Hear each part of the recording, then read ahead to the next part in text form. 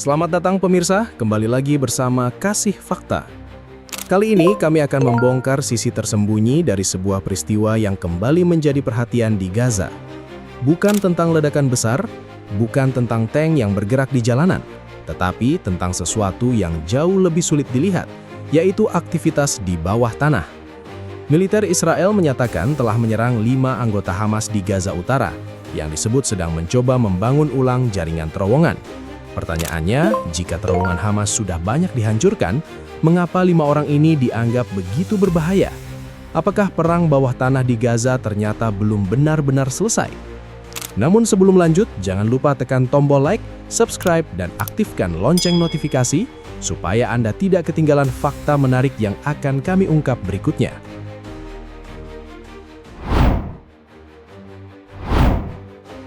Di Gaza, perang tidak selalu dimulai dari suara rudal yang memecah langit, tidak selalu terlihat dari tank yang bergerak perlahan, dari debu yang menutup jalan, atau dari pasukan yang berhadapan di reruntuhan kota. Kadang, tanda paling berbahaya justru muncul dari aktivitas kecil, sunyi, dan tersembunyi, bukan di permukaan, melainkan beberapa meter di bawah tanah. Pada Sabtu 4 Juli 2026, Gaza Utara kembali menjadi titik perhatian. Militer Israel menyatakan telah menyerang 5 anggota Hamas yang diduga sedang mencoba membangun ulang atau memulihkan bagian dari jaringan terowongan bawah tanah. 2 hari kemudian, pada Senin 6 Juli 2026, keterangan itu muncul ke publik. Sekilas, peristiwa ini terdengar seperti operasi kecil. Targetnya bukan markas besar, bukan konvoi panjang, bukan komandan terkenal yang sedang tampil di depan kamera. Hanya 5 orang di sebuah area yang disebut terkait aktivitas bawah tanah. Tetapi dalam perang Gaza, angka kecil tidak selalu berarti ancaman kecil. Menurut klaim Israel, kelompok itu bergerak di Gaza Utara, di sisi barat Yellow Line. Mereka disebut tidak sedang berada di garis depan terbuka, melainkan terpantau dalam aktivitas yang berkaitan dengan pemulihan jalur terowongan. Inilah bagian yang membuat situasinya menarik. Jika terowongan Hamas selama ini dikatakan sudah banyak dihancurkan, mengapa 5 orang yang diduga membangun ulang jalur itu langsung dianggap perlu dihentikan dengan serangan presisi? Jawabannya ada pada fungsi terowongan itu sendiri. Bagi Hamas, terowongan bukan sekedar lorong gelap di bawah tanah. Ia bisa menjadi jalur perpindahan, tempat berlindung, ruang penyimpanan logistik, lokasi menyembunyikan senjata, jalur komunikasi, bahkan tempat mengatur serangan tanpa terlihat dari udara. Di permukaan, Gaza Utara mungkin tampak rusak, terbuka, dan diawasi ketat. Tetapi di bawah reruntuhan, satu pintu masuk kecil bisa menyambung ke ancaman yang lebih besar. Karena itulah, serangan pada 4 Juli 2026 tidak bisa dilihat hanya sebagai serangan terhadap 5 anggota Hamas. Dalam logika militer Israel, mereka diduga bukan sekedar menggali tanah. Mereka bisa saja sedang membuka kembali napas perang Hamas di Gaza Utara.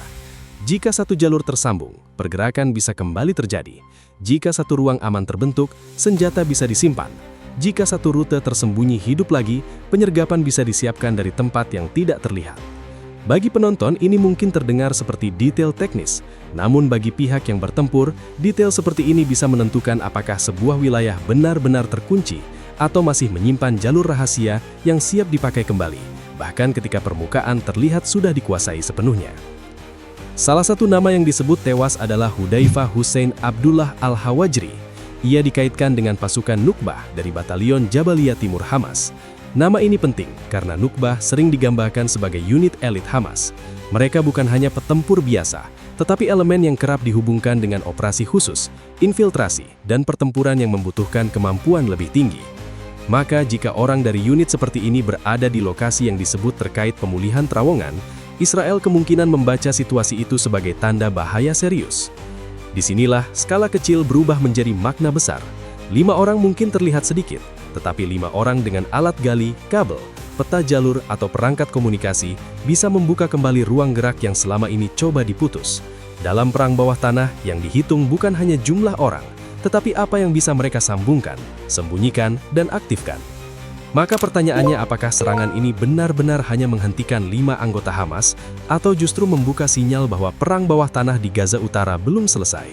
Dan jika satu kelompok kecil saja bisa membuat Israel bergerak secepat itu, apa sebenarnya yang masih tersisa di bawah reruntuhan Gaza?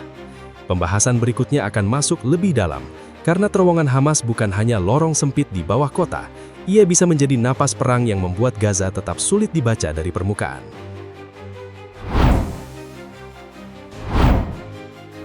Untuk memahami mengapa serangan pada Sabtu 4 Juli 2026 itu dianggap penting, kita harus melihat terowongan dari sudut pandang Perang Gaza.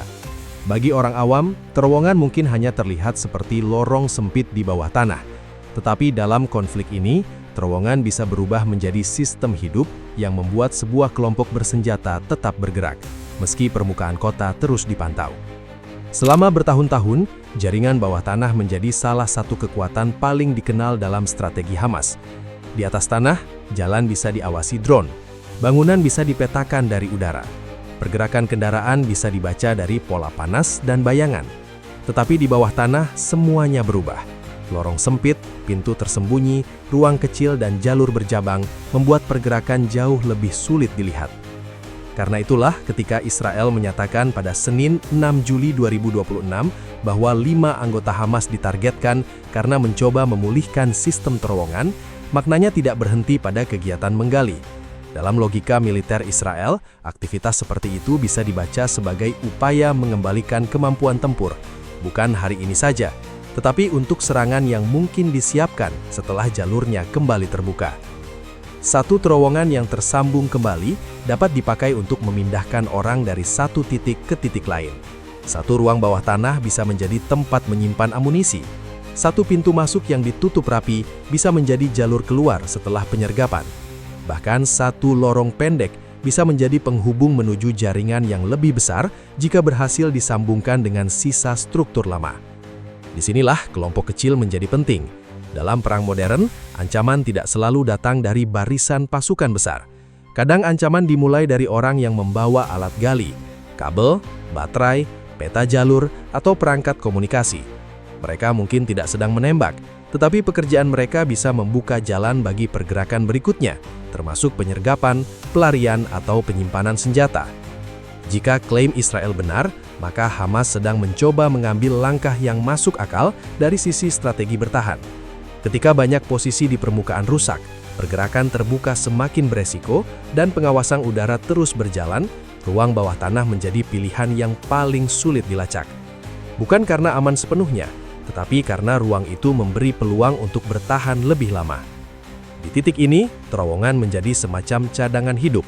Ketika markas terlihat, markas bisa dihantam. Ketika kendaraan bergerak, kendaraan bisa diikuti. Ketika komunikasi terbuka, komunikasi bisa disadap. Tetapi lorong di bawah kota memberi ruang yang berbeda.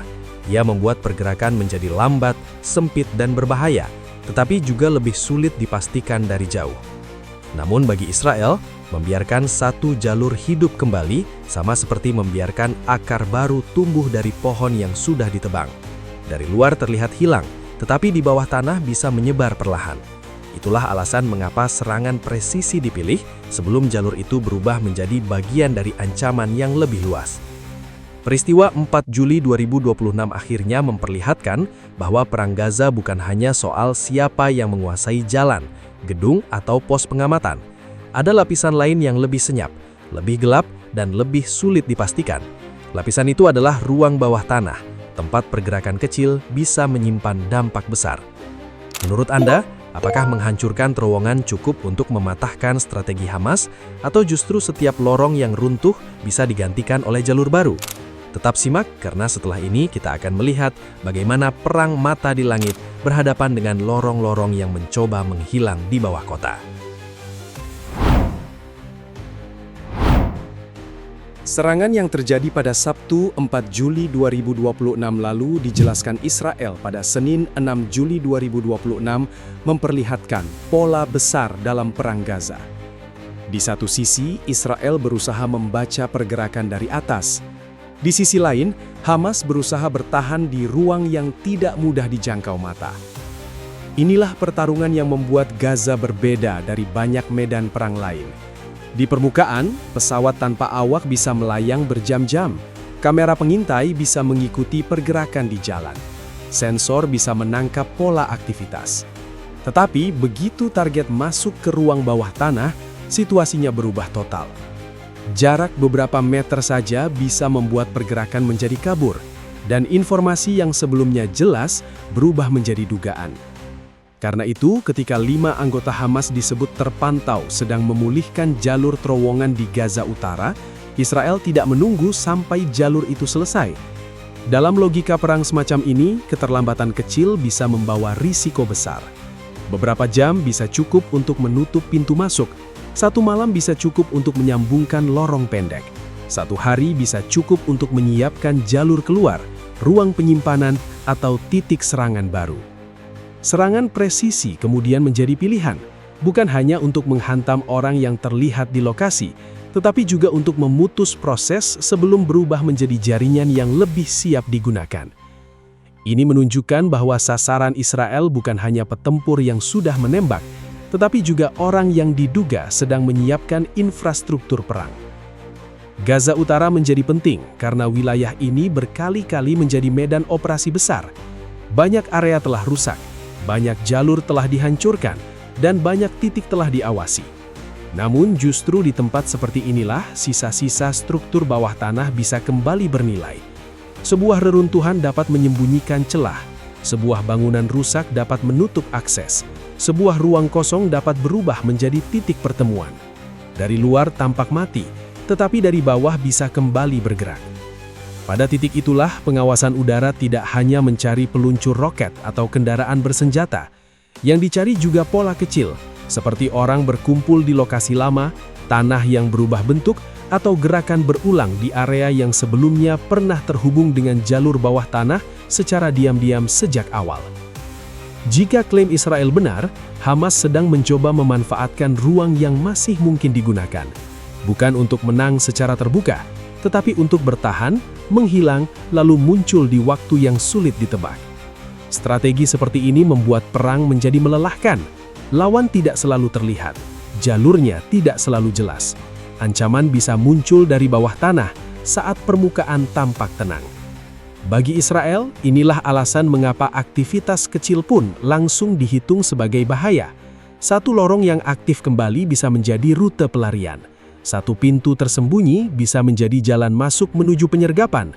Satu ruang bawah tanah bisa menjadi tempat menyimpan amunisi.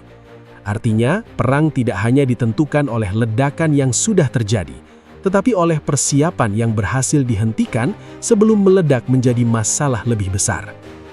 Serangan terhadap 5 anggota Hamas ini mungkin terlihat kecil dibanding operasi besar lain di Gaza. Namun maknanya tajam. Perang bawah tanah belum benar-benar selesai selama masih ada pihak yang mencoba membangun jalur dan masih ada pihak lain yang terus memburunya dari langit. Menurut Anda, apakah Israel mampu menutup jaringan terowongan Hamas sepenuhnya? Atau justru perang bawah tanah akan terus muncul dalam bentuk baru? Tetap simak, karena dari lorong-lorong gelap inilah arah perang Gaza bisa berubah tanpa banyak tanda di permukaan.